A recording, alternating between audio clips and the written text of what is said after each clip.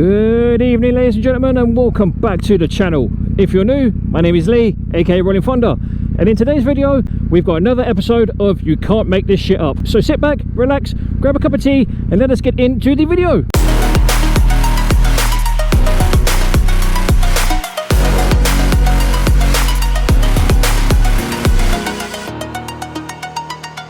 So ladies and gents, how are we all doing? I hope you're doing well. And as the title of the video suggests, we're talking about shit you just cannot make up. And in today's episode, we're talking about how people on mopeds are literally oblivious. Allow me to set the scene for this rather eye-opening event. Leaving work as I do, there's a road that has a box junction right outside where by law you're not supposed to stop in the box.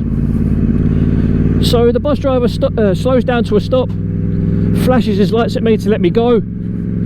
I nod at him, as you do, only then to be greeted by some absolute fucking moron steaming around the outside of the bus with a phone hanging out of his fucking helmet. Now, I'm all for people using hands-free kits on their bikes and stuff, I really am. But when you have your fucking entire phone hanging out of the face of your helmet, bruv, what the fuck is wrong with you? Do you know what I mean? And it's not even like it was a little phone. It looked like it was an iPhone 12 or something like that. Something big, or even a Galaxy for that matter. And I'm like, you know, we just look at someone in disbelief. I had no words for him. So no sooner did I stop, or should I say no sooner did I stop because he didn't, nearly. I just stared at him through my dark visor, and as you'll see in the video, I just called him a dickhead. Which I don't think is too harsh a word, considering the fact that this guy decided to steam around the outside of the bus after it had stopped at a junction to allow me to exit onto the main road. But when I put the actual footage of the incident in the video, I'd like you guys to comment in the comment box down below whether you think I was in the right or in the wrong for calling him a dickhead.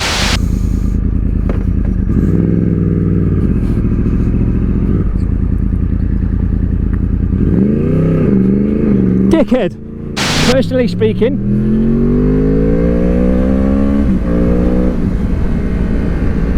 I think I was in the right for calling him a dickhead, because if you see a vehicle that is slowing, or stopped even for that matter, at a junction, you should be prepared to stop if something exits from the side road, which is exactly what the guy didn't do. And I don't know how or why or what possessed the geezer to go so fast around the outside of a bus is beyond me.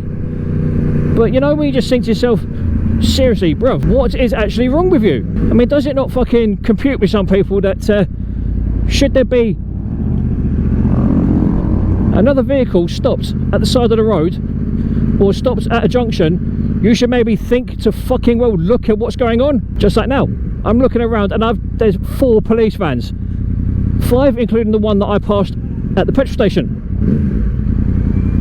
Fuck knows why there's this many police out, I have no idea, but it is what it is. But I don't understand people, I really fucking don't. You know, I don't get road rage very often, but when shit like that happens, it's like, no, sorry, you deserve to be called all the fucking names under the sun because you're a fucking dickhead. I mean, it's like, now, observation is key when you're on a motorcycle.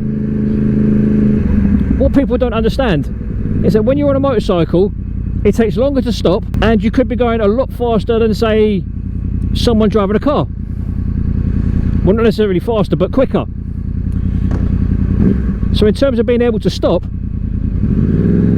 you need to give yourself about 10, 15, maybe 20 yards more. I mean, it's all well and good, you know, all these modern day bikes having Brembos and Nissan and Takiko and whatever else, you know, all the big name brand calipers and stuff like that. But at the end of the day, when you're on a motorcycle, you are basically riding a two-wheeled missile, and there's no two ways about it. And with this absolute fucking melon that was on this moped, it's like, you know, one of those situations where you can see it coming and everything slows down just for a split second. I was watching this geezer, and I kid you not, I could have sworn my entire life flashed before my eyes, and I'm like, nope, I'm bracing in case he doesn't stop and he hits me. But thankfully he didn't. The simple fact that this geezer felt it necessary to go that quickly round the outside of a bus, it begs the question, what went through his head to make that decision, to make that maneuver? You know, you tell me, am I right, am I wrong? I personally think I'm in the right for what I said, and I'm in the right for how I feel about it, because at the end of the day, the bus had stopped to allow me to enter the main road, whereas the bus was sitting at a junction that you're not allowed to stop in. It quite clearly says in the highway code that if there's a box junction, you are not to enter it unless you are moving. If you're not moving, you don't go in it. It's like this, for example. With these kind of junction arrangements, you should not be in it unless you're moving. It just bugs the fuck out of me, it really does. You know, I don't care if you've been on the road for 5 minutes, 5 weeks, 5 months, 5 years or 5 decades. If you pull stupid shit like that, then you deserve to happen what happens. You know, it's all well and good minding your own business and going hell for leather everywhere because you can. I mean, fuck me, if I could do that I would. But I've got far better presence of mind about me to actually look at where I'm going and look at my surroundings. You know, I've got the experience. Whereas this moped rider, I'm assuming he had L plates, considering by how fucking wide-eyed he was. It's like, dude, come on, seriously. You've probably got a car licence, so why in fuck's name do you not treat the road like you're in a car? Have a fucking look, bruv. The idea of box junctions is to keep people safe, and the operative word there is safe. S-A-F-E, which is something that a lot of people, especially learner moped riders, fail to understand. It doesn't take a rocket scientist to know, or realise even, that if you are approaching a junction, you are to slow down to observe what's ahead of you. And if you don't observe what's ahead of you, then you are bound to have a fucked up day. And you are bound to have an accident of one form or another. You know, it might just be a slide, it might be a high side, you might hit something, you might hit someone. All it takes is for that lapse of concentration, that moment of stupidity, that one bad decision, which could cause you or someone you know, or someone, you know, a complete stranger, you know, you could cause a complete stranger to end up hurting themselves or you hurting them, whether it be by accident or deliberate. It makes no ends. It just takes one moment of stupidity to ruin someone's day, someone's night, someone's life. And if you're really unlucky, you could potentially end someone's life or change it in such a way that they're never going to have a normal life again. And it's all because you made one stupid rash decision, and in making that decision you could have cost someone their arm, a leg, a foot, a hand, you know, anything. And this is why I say to people, you know, whether you ride a 125 or a 1000cc superbike, it makes no fucking difference. If you do not look at what's around you, you are going to end up hurting someone or yourself. You know, if I was that much of an impatient rider, I could potentially try and squeeze between this Audi Q3 and the curb just to get to the front of the queue. But I'm not going to gain anything from it because no one's going to move anywhere any quicker than what I'm going to be moving. So there's absolutely no fucking point in trying to be the big head, be the big man, ride as fast and as hard as you can just to make it somewhere before someone else. It's really not worth the hassle. And that's why I say to people, you know, it doesn't matter whether you've been riding for 20 years or 20 minutes. You are always learning. Always, always, always learning. I mean, I turned 38 this year. And I'm still learning about bikes. I'm still learning about my 1098. I'm still learning stuff about the R1. You know, every day is a school day as far as I'm concerned. And it really doesn't matter what you ride or how you ride. It's how you carry yourself. Do you know what I mean? For example, I wouldn't expect someone to allow me to jump in front of them without looking first. But it just drives me absolutely fucking potty. It drives me absolutely ballistically mad that people seem to think just because you're on two wheels you're invincible.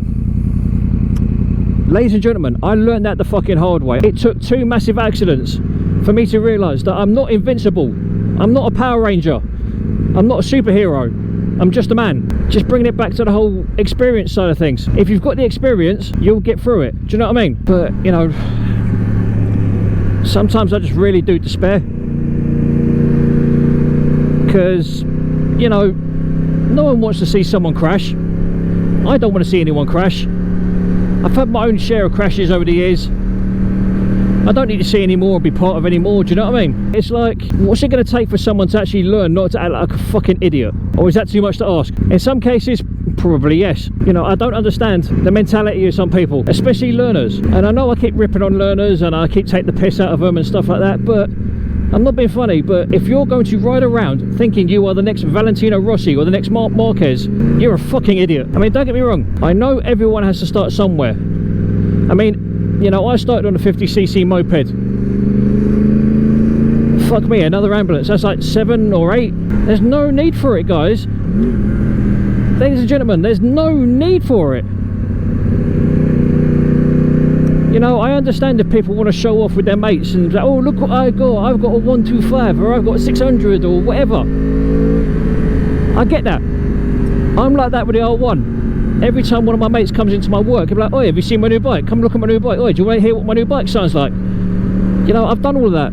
So I understand people do that, and it's part of the process of becoming more experienced as a biker. Do you know what I mean? But, you know, I do despair sometimes. I really, really do. But anyway, ladies and gentlemen, thank you for sticking around to the end of the video. I hope you got something out of it. And if you aren't already a subscriber, please consider subscribing. It would be great to have you on board. And if you are already subscribed, don't forget to smash the like button and ring the bell so you're kept up to date with all new content when it drops. And as always, ladies and gentlemen, boys and girls, you guys have been absolutely fucking awesome as always. I have been Lee, aka Rolling Thunder, saying look after yourselves, look after each other, stay safe on the road, be aware of COVID-19, be safe, be happy, and as always, adios!